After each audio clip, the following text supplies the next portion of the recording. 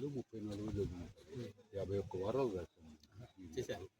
51 వారాల్లో లాస్ట్లో క్లైమాక్స్ వసంతోత్సవమే వచ్చి నాకు విచిత్రంగా ఉంది. టైటిల్ జస్టిఫికేషన్ 2 నెలల క్రితం రాయటం కంప్లీట్ చేశా.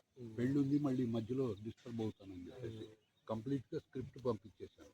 దాంట్లో ఈ జయంతి వీడితో సరసం ఆడుతుంది, మాట్లాడకుండా వీడు బేబీస్ కూర్చుంటే నెత్తి మీద వసంతం జల్లి, వసంత పౌర్ణమి ఆ రోజు వసంతం జల్లి నానా గోళ చేస్తూ ఉంటుంది. అందుకని నేను టైటిల్ వచ్చేసి అది మొదటే క్లైమాక్స్ ఊహించుకుని వసంతోత్సవం అని పేరు పెట్టాను.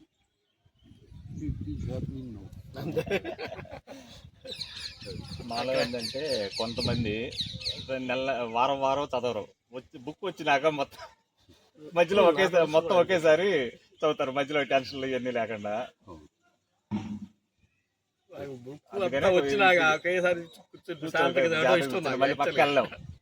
మధ్య మధ్యలో ఇల్లు పెడతా ఉంటారు, రావు గారు పెడతా ఉంటారు, ఇక అవి చూస్తా ఉంటాం.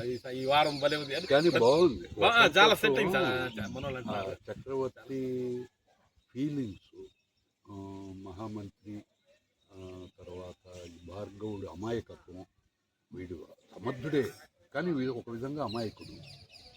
తర్వాత వాడు ఎదుర్కొంటున్న వాడు రాజసింహాసనానికి వారసుడు ముందర అనౌన్స్ చేసేసాం, ఆర్గ్యుమెంట్ లేదు, ఎట్టా రీచ్ అవుతాడు అనేది కథ. యాక్చువల్ అది చక్కగా సస్పెన్స్ లాగానే కంటిన్యూ అవుతుంది.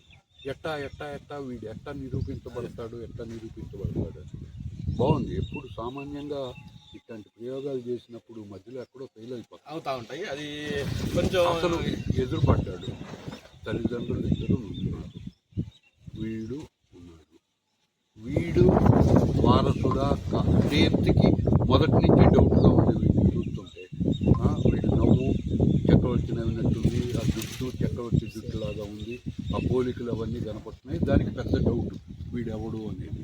అందుకని వాడిని రెచ్చగొట్టి ఏదో విధంగా తెలుసుకోవాలని ట్రై చేస్తూ ఉంటుంది, కానీ దొరకడు.